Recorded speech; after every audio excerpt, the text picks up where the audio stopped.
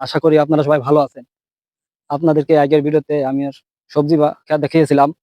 আমার সেই সবজি ক্ষেতের অবস্থা খুবই অবস্থা খারাপ। আপনারা দেখতে পাচ্ছেন চারিকোলে পানি আর পানি, প্রচুর পানি।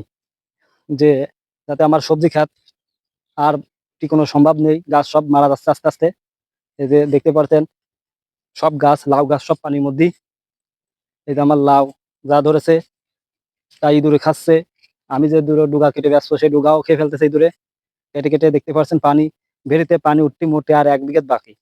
এতে আর গাছ বাঁচবে শিকড়ে পানি পেয়ে গেছে। গাছ আস্তে, আস্তে মারা যাবে। আপনারা দেখতে পাচ্ছেন লাউ, কত লাউ ধরেছে। আর এই পাশে যে বরবটি সিম গাছ আছে, এই যে সিম আপনাদেরকে দেখিয়েছিলাম, সিম, জাল গাছ। জাল গাছেও ফুল হয়েছে, জাল হয়েছে অনেক। এসব গাছ আর বাঁচবে না, অতি দ্রুত মারা যাবে। যত যাচ্ছে পানি সাথে বাড়তেছে। দেখতে পাচ্ছেন এই যে উস্তে গাছও পানি, এই যে উস্তে গাছের গোড়ায় পানি। দেখতে পাচ্ছেন আমার দেখতে পাচ্ছেন কত লাউ ধরেছে, সব পানির মধ্যে। এই দেখেন চারিকোলে পানি আর পানি। আমার যে এত বড় ক্ষতি হয়ে গেছে তা কাউকে বলে বোঝাতে পারবো না। আমরা এই এই করে এই সবজি থেকে সবজি নিয়ে কিনে খাওয়া লাগতো না আমাদের, পাশাপাশি বিক্রিও করতে পারতাম। তাও আপনাদেরকে আগে পরে বলেছি, তা আর থাকলো না আমার, সব শেষ। দেখতে পারতেন সব শেষ, পানি, গাছ মারা যাবে। এই ওই পাশের বেড়িতে যা ধুন্দল ঝিঙ্গে যা ছিল সব পানির তলে, বেড়িতে পানি উঠে গেছে। আপনাদেরকে দেখায় পানি। এই যে ঢেঁড়স গাছ, অনেকে ভেন্ডি হিসেবে চেনেন, তাও পানির মধ্যে। এই যে পানি দেখতে পাচ্ছেন আমার আমার পানি, পাত তলে পানি। এই যে বেরিয়ে পড়ে পানি, সব পানি। এই যে গাছ, এই যে গাছের গোড়া দেখতে পাচ্ছেন সব তলিয়ে গেছে। ভেন্ডি গাছ, আমার সব সবজি পানির তলে। আবার আমার নতুন করে শুরু করতে গেলে এই পানি শুকাবে, তারপর রোপণ করব। এই যে অবস্থা, খুবই অবস্থা খারাপ। আর ঘেরে আর কোনো কিছু আশা করা যাচ্ছে না। মাছ যা ছিল সব বের হয়ে গেছে। আমার ঘেরে মাছ যা ছিল সব বের হয়ে গেছে। অল্প কিছু মাছ ছিল, তা বের হয়ে গেছে।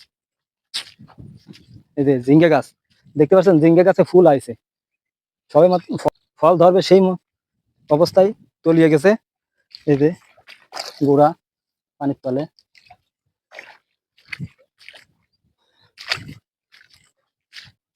জীবন মাটি খুলনা চ্যানেলটি সবাই সাবস্ক্রাইব করে রাখবেন।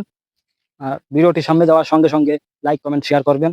এই যে লাউ ইঁদুরে কেটে, দেখছেন ইঁদুরে কেটে দিচ্ছে, পানিতে ভাসতেছে। আর এই যে আপনাদেরকে বরবটি সিম গাছ দেখিয়েছিলাম, সিম হয়েছে তাও বলেছিলাম। এই যে গাছও মারা যাচ্ছে, বরবটি গাছও মারা যাবে। এই যে সিম, এই যে সিম টমেটো গেছে। এই যে সিম, এই দেখেন সিম গাছ সব পানিতে। আর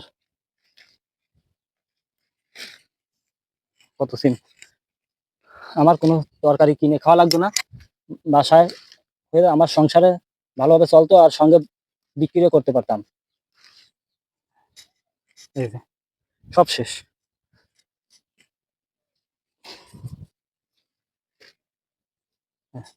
এই যে জাল গাছে জাল হয়েছে, আপনাদেরকে দেখিয়েছিলাম।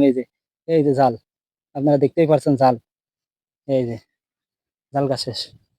এক ভাই ভিডিওতে কমেন্ট করে বলেছেন বেগুন গাছের ভিডিও দিতে। ভাই আমার বেগুন গাছ যা ছিল সব কেটে দিয়েছিলাম।